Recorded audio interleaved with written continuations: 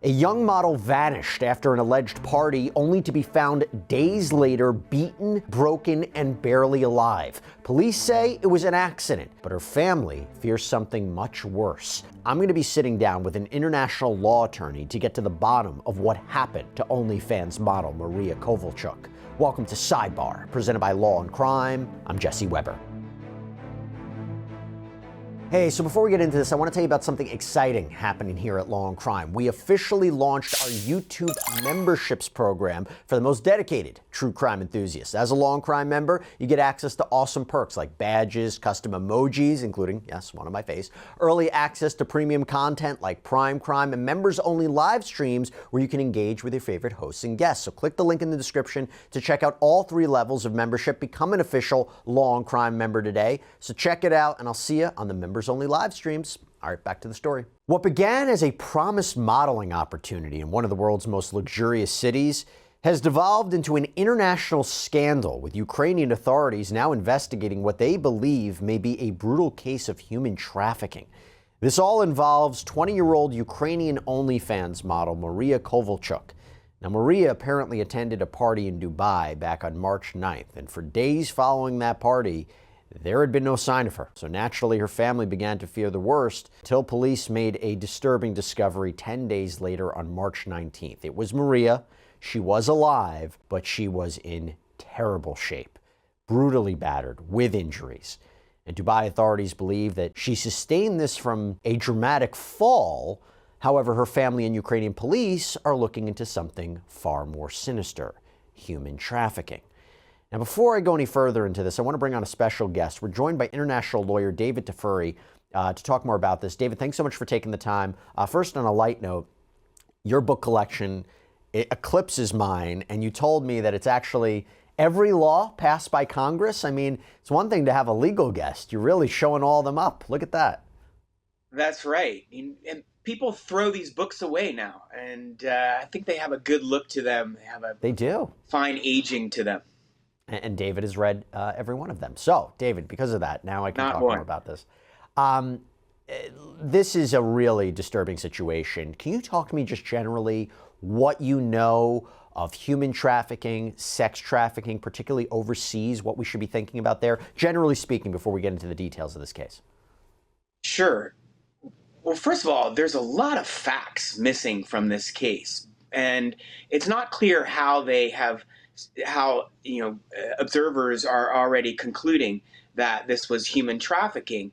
So there's a greater awareness over the last decade or two about human trafficking. I mean, it's gone on for centuries, but there's growing laws and organizations, NGOs, who are trying to prevent human trafficking of young women like this, which is very important. And also police and investigators are being trained on human trafficking cases so that they can recognize them more quickly. Unfortunately, it happens in countries like the UAE. And let's talk about that. So let's go back to March 9th. And that is when Maria, who was known online as Mary Lou, told friends she was invited to this hotel party in Dubai. And according to the Daily Mail, she'd even said that she was invited by 2 men who claimed they were representatives in the modeling industry. And Maria reportedly told her mother that she was planning to attend this party and that she was even going to cancel a flight to Thailand that was scheduled for March 11th, where she was supposed to meet friends.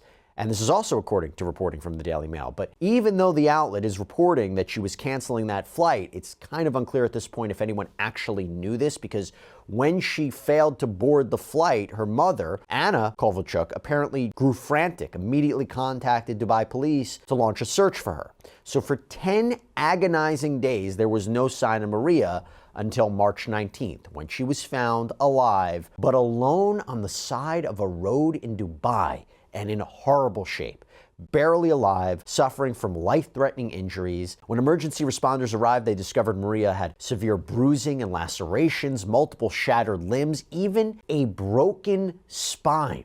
How is it possible that she could survive this? Well, according to People, she was rushed to a nearby hospital, underwent 4 emergency surgeries, and miraculously her condition stabilized. Hey, I just want to take a minute to really thank our sponsor, FinanceBuzz.com, for helping make this episode happen. Now, this is your expert source for smarter financial decisions. So whether it's cutting costs on car insurance, finding the best credit cards, growing your investments, if you're paying hundreds a month or more for your coverage, then you're really going to want to hear this. I mean, think about this. Car insurance rates have nearly doubled in the last few years. How can they keep charging you more and more every year? Well, here's what you do. You click the link below, or you scan the QR code on screen, and you head to their auto insurance comparison tool. You enter your zip code, date of birth, email, and the site will search for cheaper insurance for you. And the best part, only takes a few minutes, and you don't need to talk to anybody on the phone. So just click the link below in the description and pinned in the comments, or scan the QR code on screen to see how much you could save. Now, Dubai police released a statement following all of this, and their explanation for what happened has raised some eyebrows, particularly from Maria's family, because their official statement, as published in the Mirror, released on March 21st, reads, Dubai police confirm that the Ukrainian citizen previously reported missing is currently hospitalized, receiving medical care with her family present. A comprehensive investigation has revealed that she sustained serious injuries after entering a restricted construction site alone and falling from a height.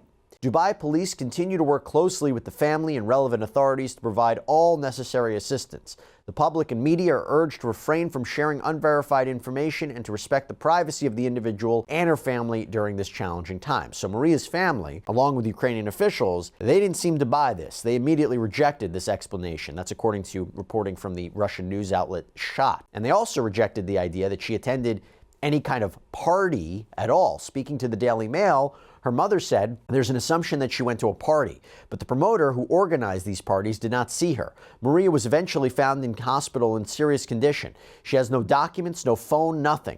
She underwent 3 operations and she cannot speak. Now, Anna didn't specify how she was made aware of who this party promoter was, and when she was asked why she didn't believe the Dubai authorities regarding this being from a fall, she told the Daily Mail that she couldn't comment due to the ongoing investigation. Now, just as an aside to this, there was a friend who was with Maria in Dubai, another model, Angelina Doroshenikova, who says that she was invited to the same party, but the Daily Mail reports that she ultimately decided not to go and had returned to Russia days earlier. So, David, made of questions here. You have these conflicting narratives, right, between Dubai and now Ukrainian authorities. What is the jurisdiction here? I mean, does Ukraine have any say in this whatsoever? Because my understanding is the National Police of Ukraine are the one conducting this probe. That's right. That's my understanding too. And it's I guess the police in Lviv, which is in western Ukraine, which is where Maria's family is originally from. Whether they have jurisdiction over it depends on the law in Ukraine. But a country has a responsibility to look out for their citizens. Maria is a Ukrainian citizen. And so if she were the victim of a violent crime, they likely would have some jurisdiction over the incident. And also, just the fact that the Lviv or national police in Ukraine are moving forward with an investigation will hopefully put more pressure on the police in Dubai and the investigators in Dubai to do a more thorough investigation. Yeah, what is that pressure? Because again, I think they would be coordinating with the consulate of Ukraine in Dubai, but are there any mechanisms in place for Ukraine to formally request evidence, to send their officers over there? Anything, how that might work? Sure. There's a process known as an MLAT, Mutual Legal Assistance Treaty. If there is an MLAT, a treaty between the UAE and Ukraine, then there is an agreement on how to cooperate, and there's an obligation on both sides to cooperate with criminal investigations. I would also think that just simply the fact that the Ukrainians are moving forward with an investigation and they could find facts that the police in the UAE overlooked, which would cause embarrassment for the UAE police, would motivate them to do a more thorough investigation. The blatant, sort of glaring question is, how did the Dubai police conclude she fell off a building if they found her on the side of the road? Who were the people that collected her when she fell off the building and dropped her on the side of a road instead of taking her to a hospital? Look, there's a number of weird things going on here. I mean, the idea, if you take her mother's account, missing documents, missing phone. There's something called the Palermo Protocol, right? And it was implemented to prevent, suppress, punish trafficking. You wonder if this is an element of control when we talk about human trafficking. If she really didn't have this documentation on her, didn't have her phone, talk to us about how you think that could be relevant for a human trafficking investigation. Well, oftentimes, one of the ways that you maintain control over someone who you're going to traffic is you take their identity documents. And that makes it hard for them to travel on their own. You basically hold them hostage. If you have someone's passport and they can't get a new passport, they can't leave a country. And so that's kind of elemental in these trafficking cases. In fact, oftentimes it's the first thing a trafficker will do is find a way to get the person to give them their passport and other identification. And what is the diplomatic pressure that Ukraine could apply? Like, could they go through Interpol? I know there's something called the UN Office of Drugs and Crime. Are those avenues that they could explore? Well, first of all, it appears from the facts that I've been able to glean about this case, the family did the right thing, which is they went to the Ukrainian consulate in Dubai and they got the consul general for the Ukrainian consulate motivated to look into this case. And it sounds like she did some good work, basically going to the Dubai authorities, reporting that this woman was missing, and ultimately going to the hospitals and in conjunction with the Dubai authorities finding her. So that's one way, is you have your country's diplomats, especially if they're good diplomats, that they are doing their job advocating for their citizens, they can cause a lot of trouble for a country that's not doing the right thing. And in this case, the consul general apparently was very helpful. And there's more to this story. There's more to the story that I haven't gotten into. So I want to go back to what the family believes. So as I said, the reporting indicates they reject that she was ever at any kind of party. And there's no concrete evidence as of yet that ties Maria to an event, but there has been a lot of speculation. And according to the New York Post, there are theories that Maria attended a cult-like event, a cult-like party that models and OnlyFans stars frequent. And these are known as porta potty parties. And these are reportedly underground gatherings where influencers and models are allegedly offered up to $100,000 to participate in extreme and humiliating scenarios, including degrading sexual acts that can even involve, yes, feces. Now, the Post reports that these women are essentially paid to be subjected to this horrifying abuse in order to satisfy the desires and the whims of wealthy men who are wealthy enough to pay for it.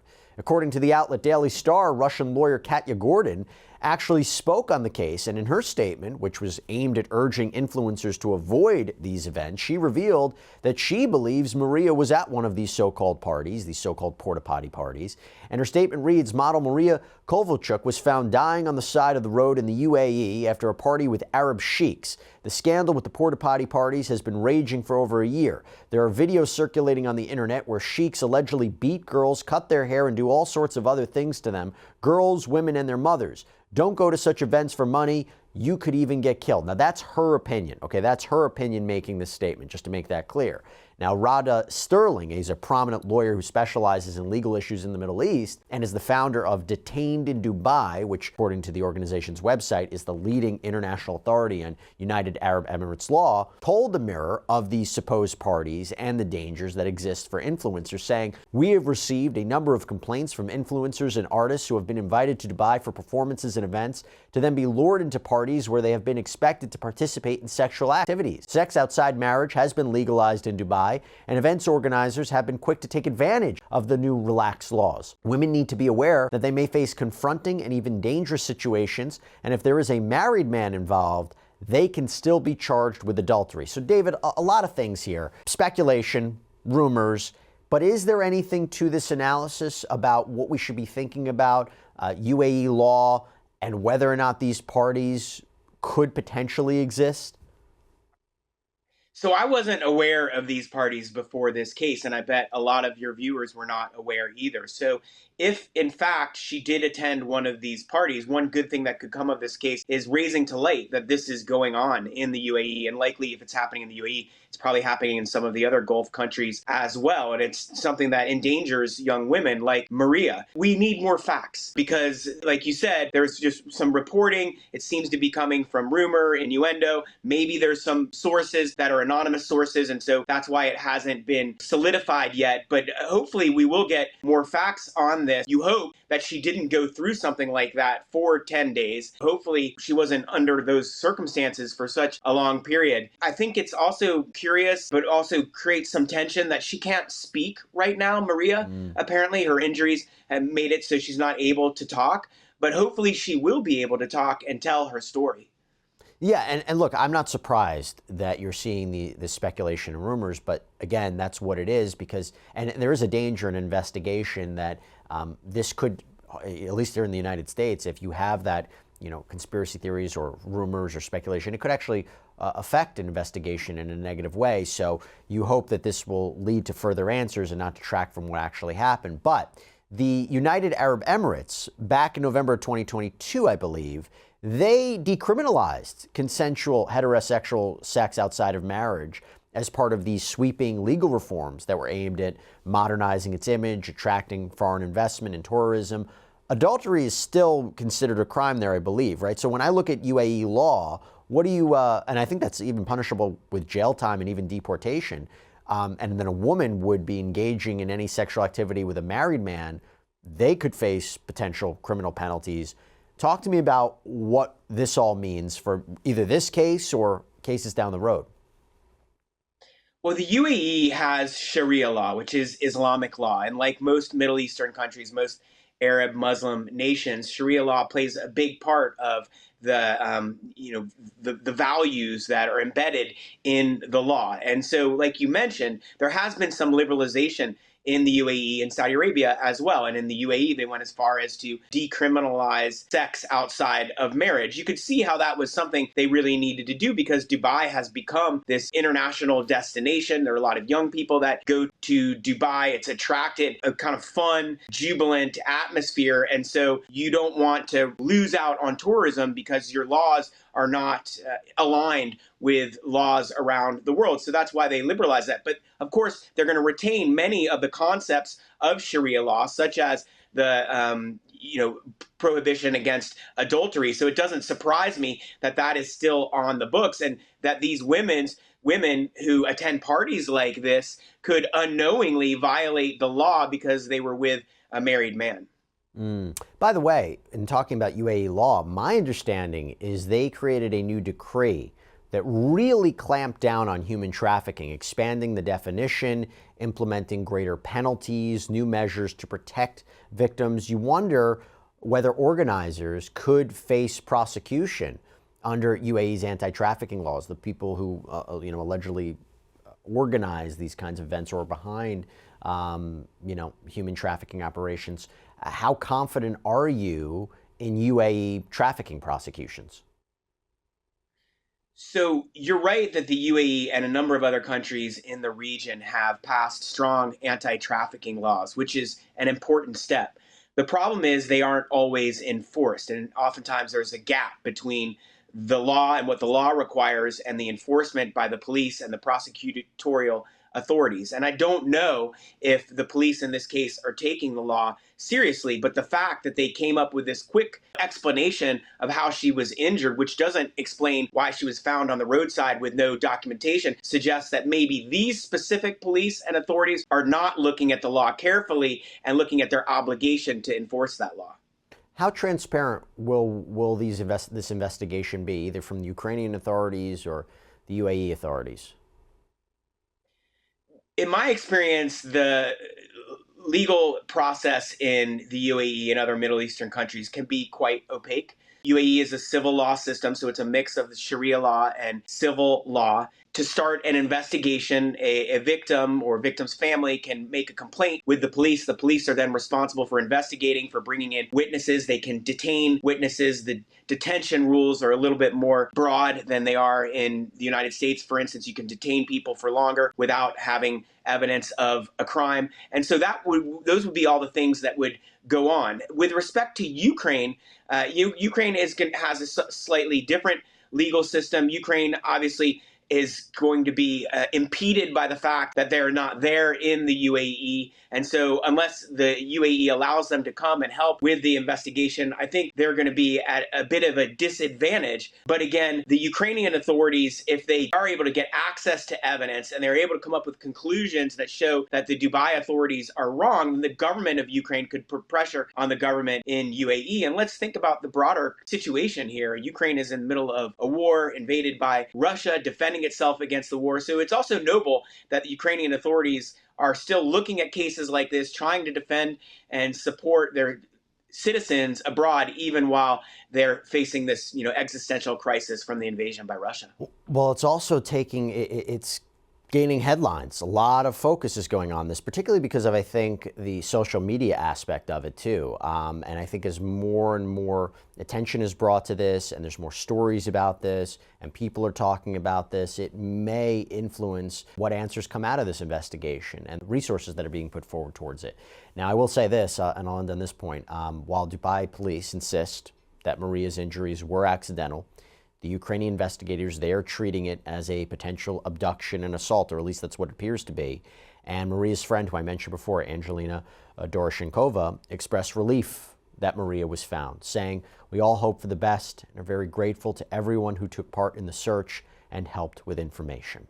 And for now, Maria remains in a hospital with her mother by her side. She reportedly, again, can't speak following the surgeries. And as the investigation unfolds, of course, there are key questions. Did she attend one of these parties? If so, who were the men who invited her? Or was this something else? Was this a complete accident like the construction site incident? Was this somebody else who attacked her? For now, we are just going to wait for more answers as this case develops. David Tafuri, thank you so much for taking the time. Appreciate it. Thanks, Jesse. And that's all we have for you right now here on Sidebar. Everybody, thank you so much for joining us. And as always, please subscribe on YouTube, Apple Podcasts, Spotify, wherever you should get your podcasts. I'm Jesse Weber. I'll speak to you next time.